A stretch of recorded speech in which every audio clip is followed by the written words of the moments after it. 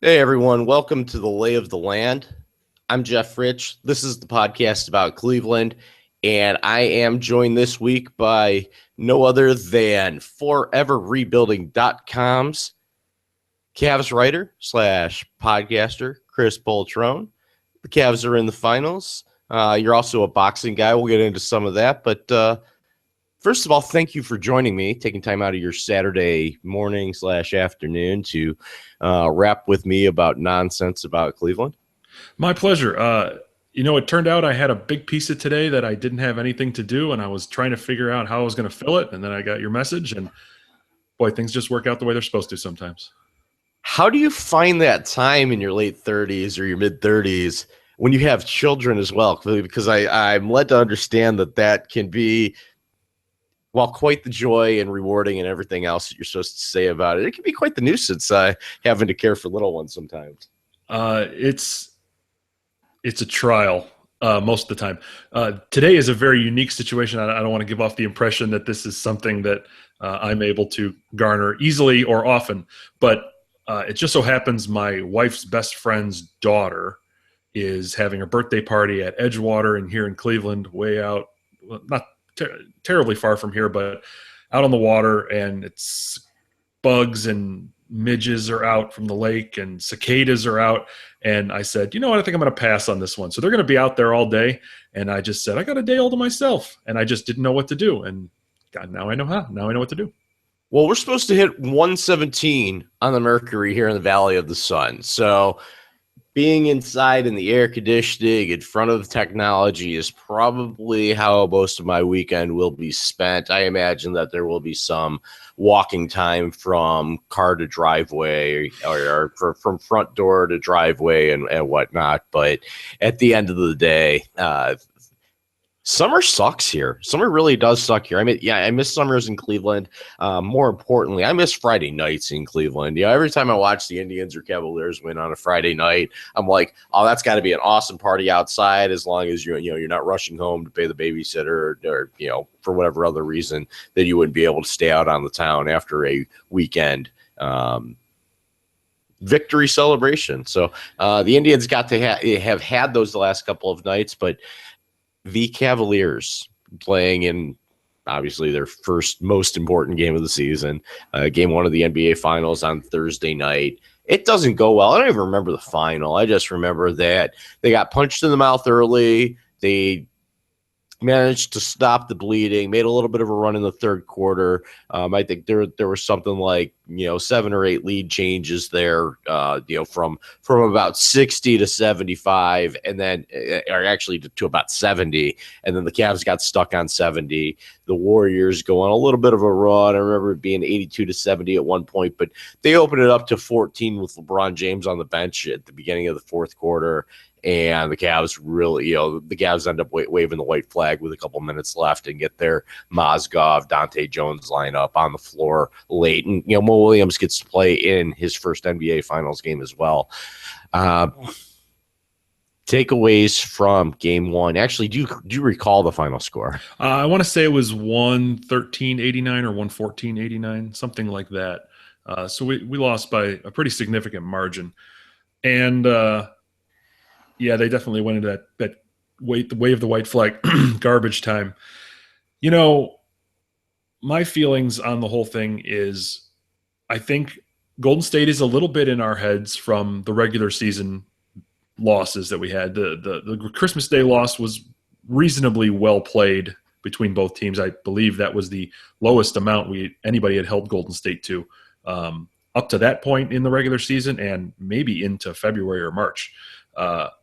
From a defensive standpoint, but we weren't able to get our offense going in that Christmas Day game. And then I believe it was Martin Luther King Day when they were in Cleveland. That was just a massacre. They're still mopping up the blood at the Q from that one. So I think that Golden State certainly is supremely confident due to those things was supremely confident going into game one. And I think we were confident if we could do what we wanted to do. And it turns out we weren't able to do all the things we wanted to do. Certainly the production from the bench was underwhelming, to put it that way. We were outscored 45-10 by Golden State's bench. We were able to keep Curry and Klay Thompson in check, but we also let Sean Livingston off the bench get 20. Iguodala had 11. Iguodala had 12.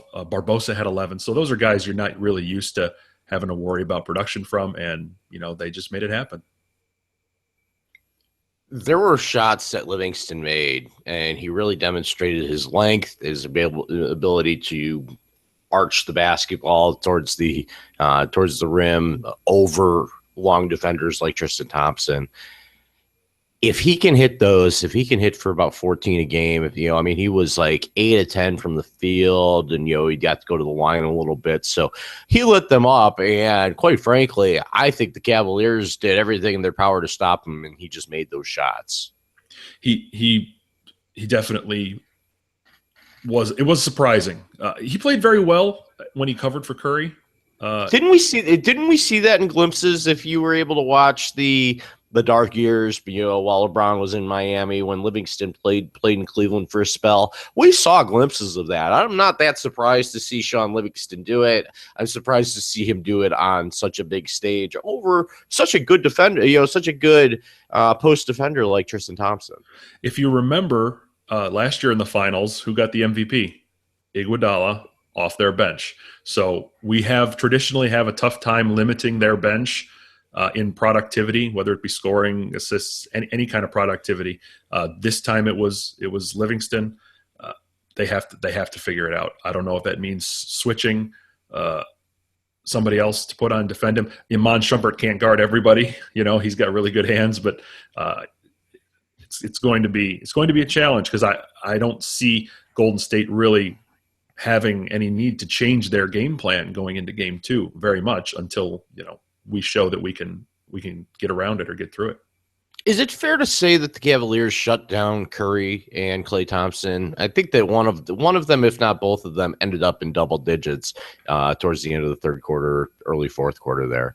I'm trying to remember what the numbers were. I want to say like 11 and 9. So one had 11, one had 9, or something similar to that. They were in that range. So yeah, absolutely. I think that's a fair statement. And I think that has to be the focus of any team that plays Golden State. If you slack on either one of those guys, they've shown the explosiveness in scoring.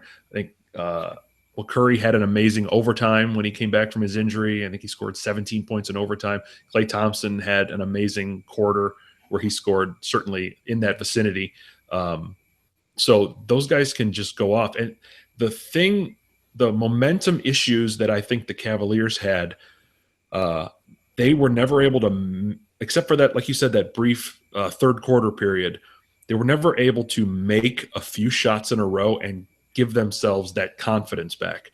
It seems that our confidence needs to be built over several good possessions, and Golden State can play like complete dog crap. And as soon as Curry hits a 3, boy, let's go, we're on.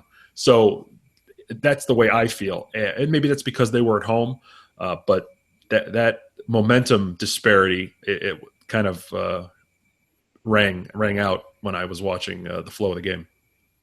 Final numbers pretty good for LeBron James. So it was like 23, 12, and 9. Obviously, one short of one assist short of the triple double. That's right.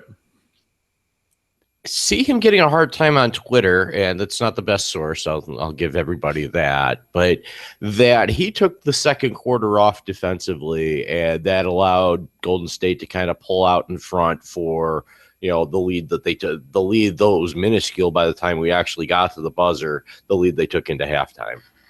I was not really focusing on individual defense when I was watching it. I was watching it trying to cheer the Cavs on for their back and forth. Come on, let's put together 2 good defensive possessions and 1 good offensive possession, and I'll be happy with that momentum. That being said, the reason LeBron got games off and time off and lowered his minutes this year was so that he could go 100% in. This is what are you saving yourself for? This is the time to do it. It needs to be done. You got a whole, regardless of how many games this goes, you got a whole off season coming. If you need to run yourself into the ground, let's do it. I mean, I don't want anybody injured, but what are you saving anything for? Nothing should be off the table in the finals. Speaking of defense, Kyrie Irving, Kevin Love, guys that get knocked for their defensive play all the time. Kevin Love's still not a great athlete. We understand that. But game one, they looked pretty good on the defensive end of the floor. I thought that they played really well on the defensive end of the floor. I think that, there were some lapses where we just didn't have our head on a swivel. We let somebody get wide open behind the arc. We allowed several easy dunks that were just a matter of not paying attention. But I thought that the philosophy on the defensive end of the floor was fine. It was just they couldn't create anything on offense. It's like Golden State shows up, LeBron buys into the rivalry with Steph Curry that's created by the media. But if he buys in, it becomes real, and he starts isoing up against Steph. He starts, playing a little bit more to the cameras on the defensive side of the floor. I don't know if that's fair to say, but it seems like when you had one-on-one with Curry and James, that LeBron James became the player that, the icon that he was trying to be rather than just trying to play. And we didn't see that in other matchups. And I worry about that a little bit because it's just this deer in the headlights look that the Cavs get with the Warriors, where they start playing that one, that one around four where four players stand still and watch LeBron try to ISO. And he's not getting these calls. He's not getting these charge calls. So he's not going in tough. He's not exerting his strength going to the post. So it just seems like Golden State's just kind of figured us out, and there's really nothing. I say there's nothing you can do when Livingston's hitting shots like that, but is there just nothing they can do in general? Is that a valid concern going into Game 2 on Sunday night? I don't think so. I think they haven't done what they need to do yet, which is, there needs to be some hard fouls. Obviously, OKC was not shy about fouling Golden State. Obviously, Golden State kicks back, so to speak, against OKC. But this is the time to, like I said, let it all out in every aspect, in the defensive aspect, the offensive aspect, in focus. You have to be focused every minute of the game. And didn't Dellavedova go hard to strip Iguodala? Iguodala overreacted, and of course, common foul on Dellavedova, and that's it. I mean, it was really I thought that all of Game 1 was a hard demonstration of let them play on the part of the officials. I do think the officials made less foul calls than I had seen in previous rounds. The whole Dellavedova thing, if you watch it back, you can see where he was going to hit Iguodala.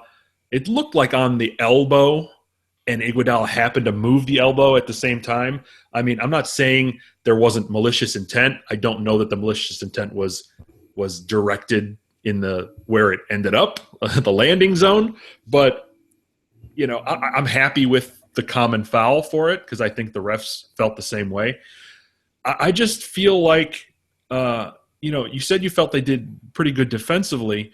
There were times where, but I thought there were lapses. I thought that when they were playing to you can only do so much as a coach from the bench. Yeah. The players are going to have, and when the player has a lapse, I mean, you have to coach through that. I understand that, but you're not scheming improperly when you have a missed assignment. You're just, your players just aren't executing the game plan. And I thought that they executed the game plan, but they had far too many lapses where Iguodala or Green had an easy dunk, or or either one of them had an easy three from the corner, and that's just not acceptable. Right. And the Cavs fell victim to some really great screens by Golden State and some misdirection. As I was looking at Twitter, I saw a little Vine video. I think this was a Vine video from Anthony Lima, who's a sports guy here in Cleveland. And he showed an example of that misdirection where Shumpert, where Curry came off of a screen. Shumpert was covering Curry. Curry came off a screen and took off, and it left Iguodala wide open. And Shumpert went to go for Curry, and then he realized, oh my gosh, Iguodala's open, and he ran, and he didn't get there in time, and Iguodala hit a three. So I give Golden State credit for the plays they ran and the precision with which they ran them, but we just have to do better. We have to evolve beyond what we put on the court Monday. Yeah, well, and when they put that, Yeah, when they put that team on the court, the Cavs have a chance to even the series, really take home court advantage back. Losing game one's not the end of the world, as a lot of people suggested. We're treating this like a funeral already. We got 6 games to play. I understand they have to win 4 of 6, but 4 of 6 is a daunting task, just as 4 of 7 is a daunting task. You understand that you're not supposed to win game one on their court. They almost pulled it off a year ago. It goes south in the overtime in game one in 2015. 2016 game one doesn't require overtime. Game two, I think the Cavaliers have to come out with a different attitude. Let me ask you this. Mm-hmm. LeBron and Kyrie Irving run that pick and roll so well, and that element that adds to it is that you could set up Kevin Love in the corner for the 3 if you're trying to defend it.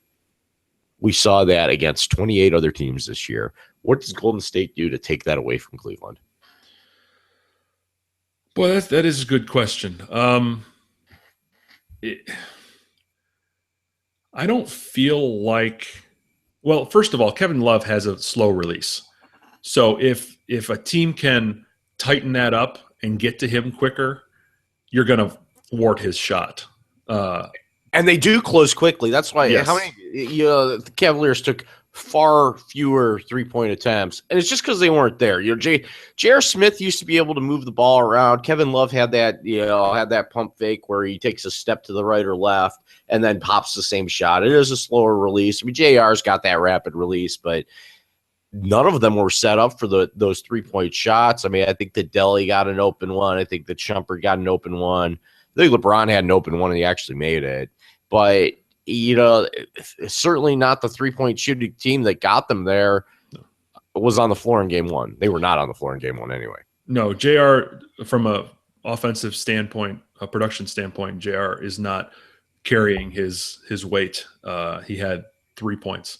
Now, something that we used in the earlier rounds was Channing Frye. Channing Frye does have a quicker release, certainly, than Kevin Love does. But he only attempted 1 3 and he missed it. Why? I don't understand why, if that was an acceptable strategy against a Toronto or an Atlanta, that it's now not an acceptable strategy against Golden State. Maybe Golden State's doing something different when Frye's on the floor, but they're both intended to stretch the floor, and it just didn't work. I think they're closing out on the 3-point line better than anybody that we saw in the Eastern Conference, and I think that that's really affected it because it's almost been a curse how easy it was to get there. I don't like to play into the national narrative that Toronto was worse than Portland or whoever Golden State played in that first round. Was it Memphis? Yeah, Memphis. I don't buy into that as much. I think that Toronto is a pretty competitive team. I don't think I might say that about Atlanta, and I think that the Cavs had a hard time with Detroit, though they came away with the sweep. So I think there was preparation there, but I think that Toronto and Atlanta really just let them get away with murder, as far as taking, ball movement and taking that open 3. And I think that Golden State steps in the passing lane and they close out so quickly because they play so aggressively, and and that's coaching, that's scheme, and that's getting a bunch of athletes to buy into that scheme and that system that Steve Kerr and Luke Walton have given them to work with in Oakland. I agree. There's a reason they're in the finals. There's some serious white flag waving when we talk about how good this team is, but the Cavaliers aren't losing to a slouch. This isn't losing to Orlando in 2009. Right. This is the as far as we know, this is the greatest team of all time. This is the greatest single season team of all time, and they have a chance to put an exclamation point on it in the finals. And it just really, really sucks. It really sucks bad that they're doing it during our window, during one of our rare windows that we have in Cleveland to win. And it's being spoiled because the timing is just not right. Does that narrative sound familiar to you? Because that is exactly what happened to the Cavs, the Price, Nance, Doherty Cavs. They ran into Jordan when he was coming of age. But the Cavs have the superstar. I buy that Curry's a great player, and I buy that maybe he earned at least one of those MVPs and everything. I'm not trying to take anything away from it, but LeBron is the showcase player in the game. He has been almost his entire career. I know that he had to play his way out of Kobe's shadow, but the Durants, the Currys, the Hardens, these guys are good. but they're just not in the conversation with LeBron James as far as, at least from a macro view of his entire career. I mean, he's got the 2 rings. I don't think that anybody else in that conversation has that argument just yet. Just yet. Yeah, isn't that the key? All right. Before we before we talk about gloom and doom and everything, let's talk about the passing of a legend. Arguably the most recognizable face, if not just the most recognizable athlete's face in the entire world. Cassius Clay, who became Muhammad Ali, passes away of complications from all his illnesses on Saturday morning. And you think about it, I mean, just in retrospect, I don't think either one of us is old enough to have ever seen Ali fight live, but I think that we can appreciate his impact on the world beyond just the sports world. Yeah, there are very, very few athletes in the grand lexicon of sport that there's no argument that can be made against them being an icon. As you put it at one point, a Mount Rushmore-esque type of an athlete for his sport. And it's not just, he's not just the best for boxing. He was better at boxing than a lot of other people have been at their sports. And like you said, the recognizability, if that's a word, factor, certainly plays into his legacy. His personality, though, is his personality and his talent were the 2 things that shot him to the top of a lot of lists, maybe forever. And it is quite a loss for the entire sporting world, whether you follow boxing, whether you've only ever heard of him and you've never actually seen one of his fights. He was, and it's maybe a little cliche to say, but he really was one of a kind. And there probably won't be another one exactly like him. So quite a sad day for the sporting world as a whole. And he managed to maintain his personality even when the Parkinson's really took over. When the camera was on him, he managed to have control of himself, to throw a couple jabs at the air, and he was still Muhammad Ali. He was Muhammad Ali every time he was on camera. I believe he lived here in the Phoenix, Arizona area, so he'd throw out the first pitch at Diamondbacks games and things like that. Greatest heavyweight, is that undebatable? I don't think so. I think you have to put him as the greatest heavyweight of all time. You can pick apart, this guy would have been able to neutralize this or would have been able to neutralize that. I think, probably the greatest of all time. Did he fight too long? Absolutely. Do most fighters fight too long? Most do. Very few go out on top. But I watched some of the footage today. The ESPN was, pretty much doing an all-day tribute to him, and rightfully so. And he said that Joe Frazier was one of the greatest fighters of all time because he had to face him. And I think Joe was beloved, but I think he was really forever in the shadow of Ali, even though they had those amazing moments in the ring together as opponents. Ali certainly felt that Frazier, maybe if he really believed that he was number 1, I think he truly believed that Frazier was number 2, and they were the 2 best fighters maybe of all time in the heavyweight division. And Ali famously taunted Sonny Liston. Now, from my understanding, I'm not a boxing expert. I've read up a lot on it, but I remember stories being told. And from my understanding, Sonny Liston was a mean, tough mofo, and he wasn't the type of guy that you throw taunts out at unless you could really back it up with your hands. And it seemed that Ali did just that. I don't think people realize Sonny Liston was a bit of a Mike Tyson in his heyday. He was feared. He was thought to be unstoppable. And Ali said, "You know what? I'm not buying into it. He's a man, same as me, and I feel I have got the talent to beat him, and I know how to get him in the ring, and I know how to sell a fight. So let's do this." And everybody knows the result, the iconic picture of Ali standing over Liston on the canvas. Mike Tyson, for the younger generations, for people like me and you, is probably a more relatable fighter because we got to watch his career, however abbreviated it was, by out of the ring stuff and everything else. Where in the boxing lore does Mike Tyson compare and relate to Ali?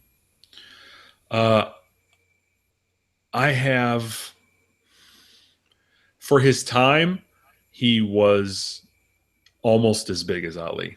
The only thing Ali had that Tyson didn't was the gift of gab. Tyson, was this tough guy who nobody thought. I mean, you hit it, he could hit you once, and that was it. You knew the fight was going to be over in a matter of seconds because just from getting hit on the shoulder, you knew, oh my God, this guy connects somewhere that's actually critical. We're done here. But whereas as Ali, it was more of a finesse. I mean, he certainly had some power, but he was more of a finesse and tactical boxer. I don't think he caused his opponents as much fear as Tyson did, but Tyson was, as in Ali's words, was a bad man. And it was very strange, getting back to the gift of gab, it was very strange to see him destroy a guy and then put him on the mic, and he had that kind of high voice with the lisp. It just didn't seem to fit. But Ali was Ali in and out of the ring, it seemed to me. What happened to heavyweight boxing? Heavyweight boxing went into the Klitschko coma. The Klitschko brothers, Vladimir and Vitaly, are very good fighters, but they're not very exciting fighters. And their size, they're both 6'7", 6'8", 235 to 260, somewhere in that range they ran.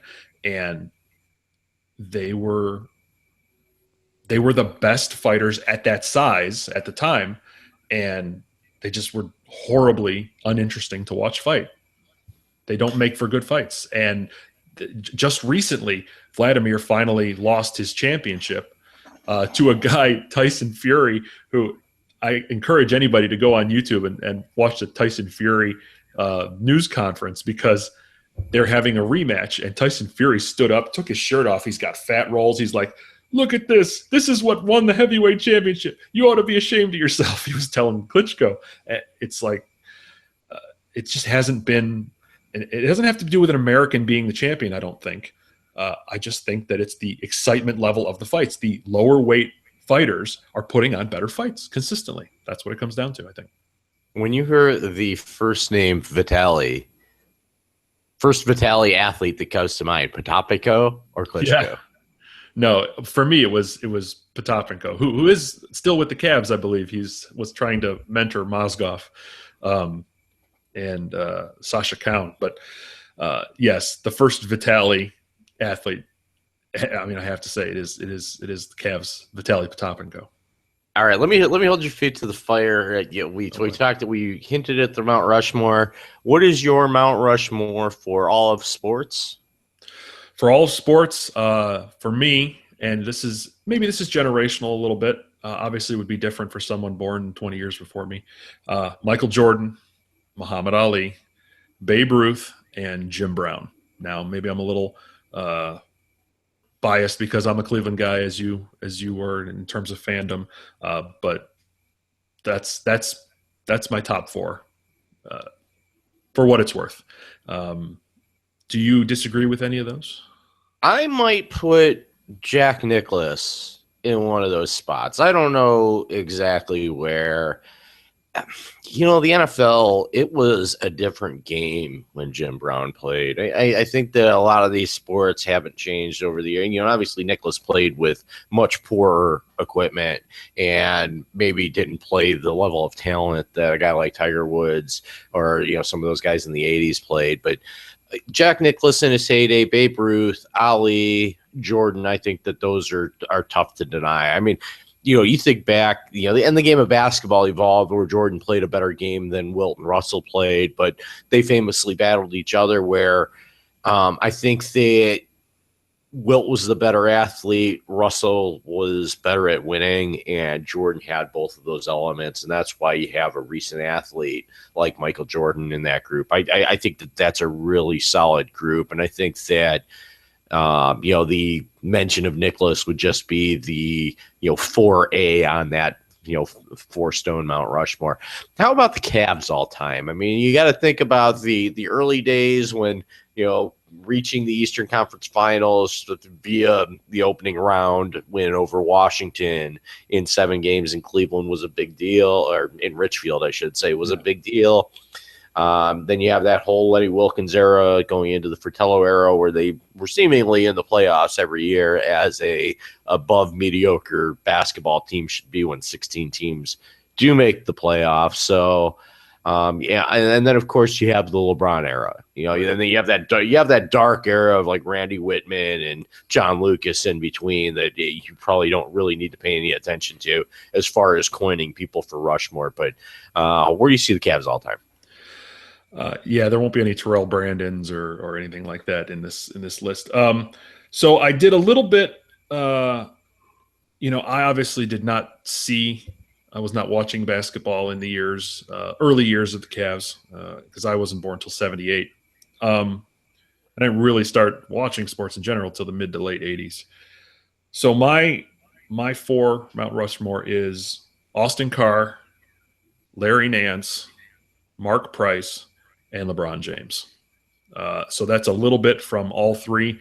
I've got Price and Nance in the Lenny Wilkens era. I thought Brad Daugherty was very good. Hot Rod Williams was good, but I felt that Larry Nance was a little bit more talented and more of a contributor consistently than those guys. And Mark Price, I think, is pretty iconic when you think of that period of time in Cavs basketball history. I'd probably consider Lenny Wilkens and Wayne Embry, and even to an extent Dan Gilbert, because Dan Gilbert really has put the checkbook forward towards building the current team. I know that there's a lot of recency to that. I know that he's been made to look foolish as being a whistleblower, a trendsetter at the owners' meetings, doing things that the fans don't care for. Obviously, the letter that he put on the Cavs website, July 8th, 2010, probably not his best moment. But ultimately, he's put a lot of energy into revitalizing Cleveland as well as Detroit, where he's from. So I think that Gilbert deserves a mention. I think that Gordon Gunn deserves a mention for saving this basketball chapter in Cleveland from the Steppians. And, I think that there's a lot to consider there. As far as actually, did I set you up to do a boxing Mount Rushmore? No, but I can do one for you. I do have one here. And this may be a little contentious. I've got Joe Louis in no particular order. Joe Louis. The reason I have Joe Louis is because Joe Louis was an amazing champion in the 30s, and he went to war and he came back and was champion again. And then he fell off the face of the earth and had a lot of tax problems and finished his life as a greeter at Caesar's Palace. It was a novelty for people to come, hey, I got my picture taken with Joe Louis. He hangs out in the lobby at Caesar's Palace. So that whole journey for him, from having nothing to being the champion that nobody wanted. I mean, Jack Johnson was an African-American champion, but certainly in the 30s, African-American champion was still a very controversial thing. And the path that he took and where he ended up, I think that story is fascinating, and I think he was obviously he was a fantastic boxer as well. He fought the top guys. He didn't duck guys. It wasn't like he had an easy career. He fought the Marcianos when he really had no business fighting the Marcianos late in his career, the Jersey Joes, all that stuff. So Joe Louis is up there for me. Muhammad Ali goes without saying. If he made the all sports, he better make the boxing. Mike Tyson is. And again, a lot of that has to do with the era I grew up in. And this is where it gets a little contentious. I have Floyd Mayweather as the 4th. And I know that's not necessarily a popular choice, but he has done what most others have not been able to do. And go ahead, just lay it on me. I can feel it coming.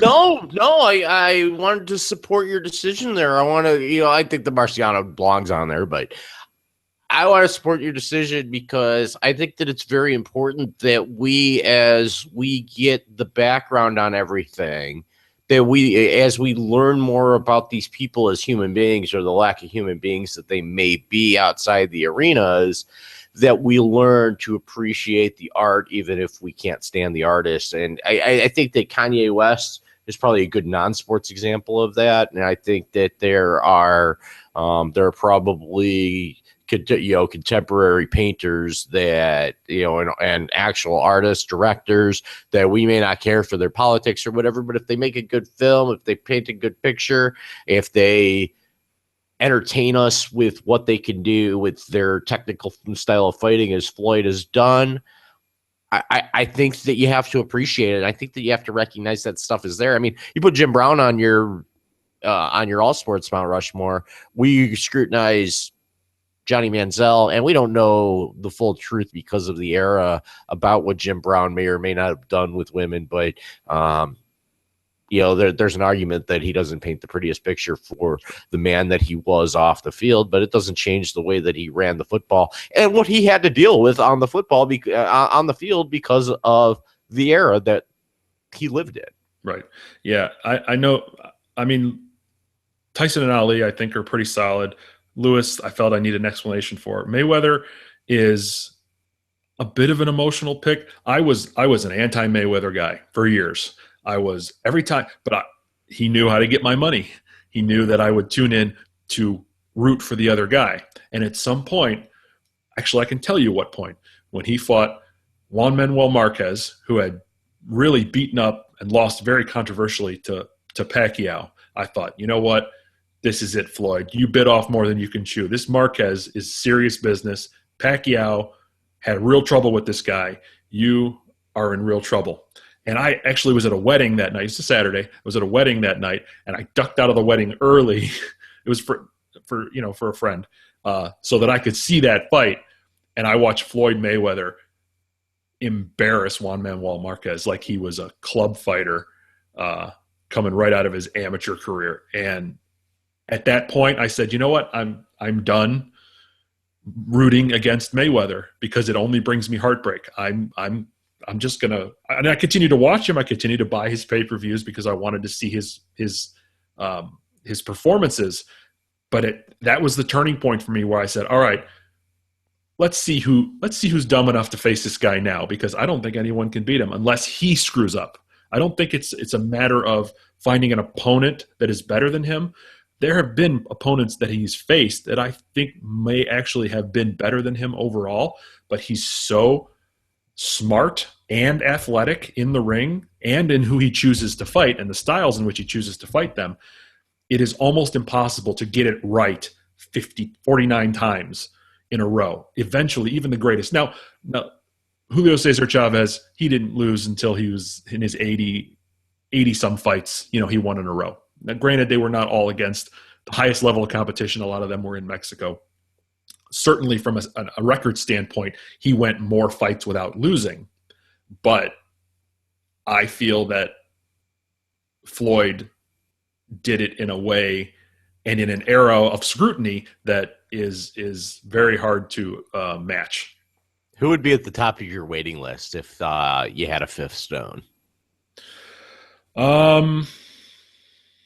It would probably be Marciano. Yeah. I mean, it was, I've seen Marciano I've seen Marciano fight in replay, in video footage and archival footage. I never had the feeling of going to a Marciano fight or watching it as it happened. And so there is a bit of a disconnect as a result of that. So a Marciano would probably be certainly on the on-deck circle for that for me. Now, there doesn't seem to be any single federation or organization that kind of oversees the entire sweet science, whereas UFC is a single faction. How does boxing as a sport survive the popularity and the I don't know. I don't want to call it a flash in the pan, but just the way that UFC has been able to reach and grab an audience and own the pay-per-view demographic as quickly as they have. Here's the difference to me between the two. People love knockouts. That's kind of what it comes down to. You've still got that in both. I think what's causing the UFC has grown exponentially in the last decade, for sure. There's no doubt about that. The possibility of a knockout in UFC is lower than the possibility of a knockout in boxing. And sometimes people make decisions on what they enjoy watching based on what they think they're going to see. They want to see two guys trade. That's never changed. The grappling is an amazing technical sport, if you want to call it, aspect of the mixed martial arts that people do enjoy, but you really have to be a purist to really appreciate all the nuance that goes into that grappling ground game in UFC. It's very simple in boxing. You hit the guy and you try not to get hit, and you hit him as hard and as many times as you possibly can. And that's what keeps people watching. What was the fight that made the UFC what it is? It was Forrest Griffin versus Stephan Bonnar at the Ultimate Fighter 1 finale. And those guys, there was not a submission in that fight. Those guys broke each other's faces for 3 straight rounds and splattered that entire audience with blood. And that is what grew the UFC. That is what has kept boxing alive for years, because there's always going to be guys that come up and coming guys that are going to start knockouts, and they're always looking for that. Gennady Golovkin is the number one guy in boxing right now. I don't care what anybody says about Canelo Alvarez or Mayweather. Now that he's gone, he's not in the picture anymore. Gennady Golovkin is the money fighter in boxing. And why? Because he murders guys with punches. To the body, to the arms, to the head. Guys just crumble when they get hit by this guy. Who's his biggest adversary in the weight class? And how is that going to make the sport popular? Well, right now it's Canelo Alvarez. After the fights that have happened, Canelo Alvarez is a great fighter. He only has one loss that happened to be to Mayweather, when Mayweather had really no business being in the ring with a guy like him that was younger and stronger. Mayweather fought a very smart, very calculated fight with a very intelligent game plan, and made Canelo Alvarez look like a club fighter. He has a way of making very talented guys look like club fighters. So, but Canelo Alvarez, that loss doesn't really encapsulate what Alvarez is about. Alvarez really had an amazing fight against Miguel Cotto late last year, and that vaulted him to a matchup this May with Amir Khan, which I thought was a total mismatch. And the results bore out that it was a total mismatch, because Khan got put to sleep in the 6th round, I think. Even though they said Khan was doing very well, because Khan's a fast guy, he's shown for years he has a glass jaw. So I knew that was going to be the outcome regardless. But Canelo Alvarez he's got the whole of Mexico behind him. So that is, from a money standpoint, from a popularity standpoint, from a pay-per-view standpoint, that is very attractive to promoters, and that's a guy you want to focus on. It's a guy you want to showcase. The guy's only like 24 or 25 years old, and he's already had like 50 fights almost in his pro career, let alone his amateur career. So he started very early. I think he turned pro at like 18. And Gennady Golovkin has only come on the scene in the last 3 to 4 years. And they said, oh, this guy's a powerhouse. This guy's a powerhouse. And you have to build your following as you go. This guy hits guys and they say, I'm done. I have not consistently watched fighters, good fighters who've been in wars, be hit by this guy and go and literally tell the ref, yeah, that's it. I don't want any more. I mean, it's astounding. What type of perspective do we, as people from Northeast Ohio, need to maintain on this steep Miocic victory lap that he's taken since winning in Brazil a couple weeks ago? Got to spend time with the Browns, Cavaliers, and Indians. Seems to get applause everywhere that he goes, and I think that you have a story. I do. Yeah. I actually work at the airport here in Cleveland, and I was coming in to work and I saw once in a while I'll see this. I'll see some cameras set up and I'll go, wait a minute, what's going on? I got to ask questions. I got to see who's the celebrity that's about to come through. Not that we get it often. I don't want to leave the impression that Cleveland is constantly with celebrities everywhere. Cleveland is the home of the red carpet, man. What are you talking about? Right. But I saw it and I didn't put it together. I knew he won Saturday and I didn't put it together. And I asked the guy, I said, what's going on? He said, heavyweight champ's coming home. So I hung out and I got some great video of him. I got to shake his hand, which I was just in the right place at the right time and that whole thing to be able to shake his hand. And I didn't get to touch the belt, but that's okay. But it was an iconic Cleveland moment, and I was glad to be there for it when he came home. And, Cleveland is so hungry. I know you're in Phoenix, but it's such a desert for recognition and praise. We crave it so much because we know we're good and we just want other people to know that we're really actually not the mistake on the lake. And we don't have any way to show them that. We don't have any proof to say, look, we are not crappy. Look what we have. And I think that this Cleveland will take it. Like even if the Cavs don't do it, I think the city as a whole will rally around Stipe. And from what I heard, at some point later this year, they've already announced that he's going to be defending the UFC Heavyweight Championship at Quicken Loans Arena, which is an unbelievable boon economically for the city, but more spotlight between the finals. And we'll talk about the Monsters too. The Lake Erie Monsters are in the Calder Cup finals for the AHL right now as well. The RNC coming in July, and then with it in August or September, a UFC pay-per-view. Come on, how can you not call this a renaissance for Cleveland? It's so amazing.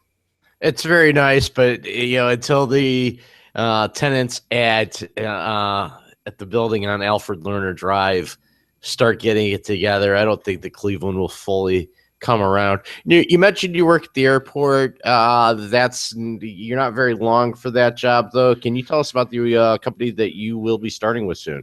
Yes, I just found out actually a few days ago, yesterday, that I will be accepted a position at the Sherwin-Williams Company, which the world headquarters for Sherwin-Williams is in Cleveland, and that is just a very exciting prospect for me. I like my time at the airport, but I'm really excited to be a downtown guy now.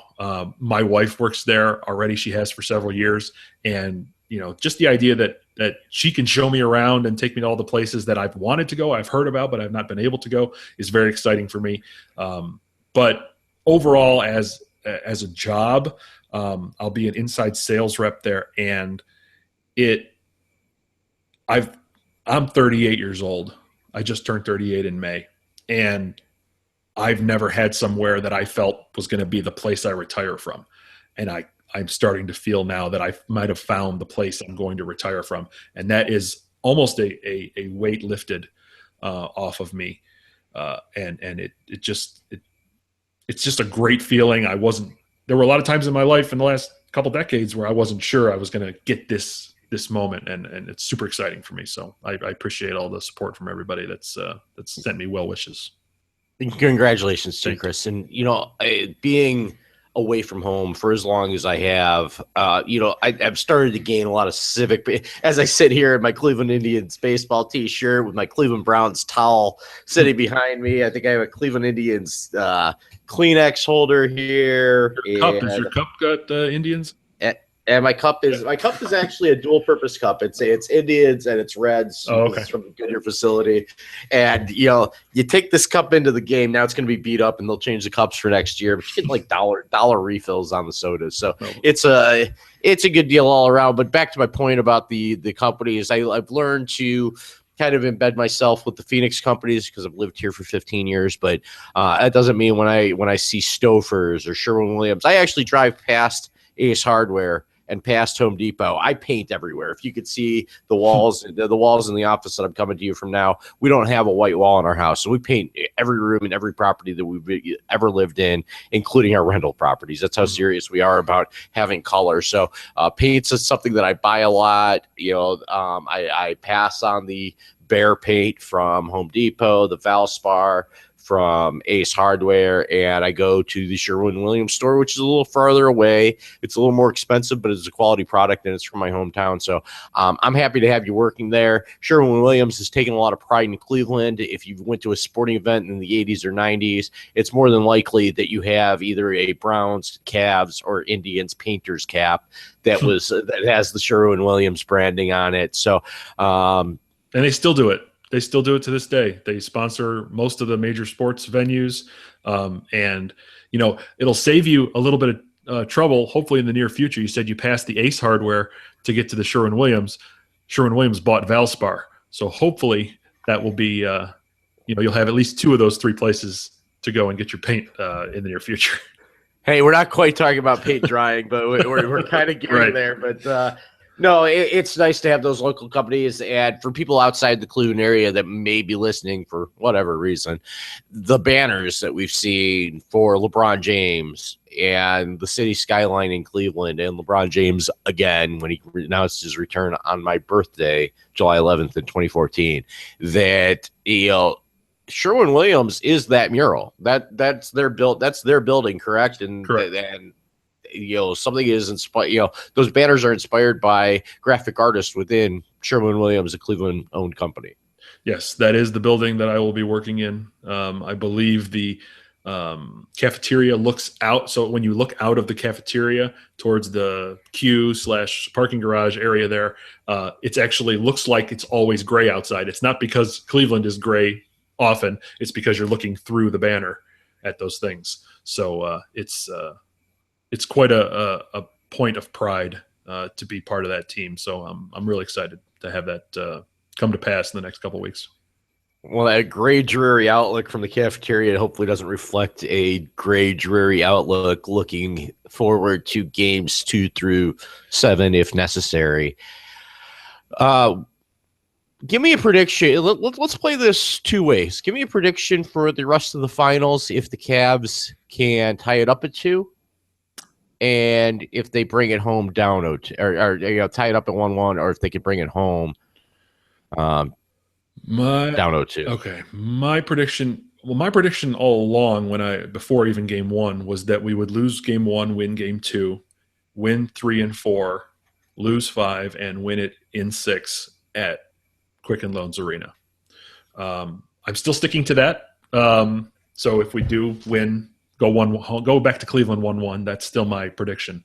If we lose game 2 Sunday in Oracle and we go back to Cleveland 0-2, I have a feeling it's going to be too difficult to win 4 out of 5. And I think the format hurts them too, because it was only a couple of years ago that they went 2-3-2. Now they're back to 2-2, 1-1-1. Yeah. And if they got those 3 home games, they could kind of take the series back, even coming home 0-2. I think that if they come home 0-2, forces them to win 3 and 4, and then then they're in a position where they almost have to win. Yeah. In Oracle in game 5. Right. Absolutely. I think Golden State is too good of a team to lose 4 in a row. So I'm not trying to toot their horn.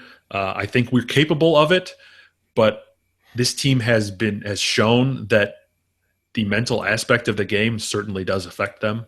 And I wish nothing but great things. And I think we're going to win game 2. So I'll just leave it at that. I think we're going to win game 2, and my prediction will be solid. Is it fair to say that the Cavs can win this in 6, but they can't win it in 7? Yes, I think that's fair to say. I don't think we can win a game 7 in Oracle. Got to win at least one over there. Hopefully it could be game 2.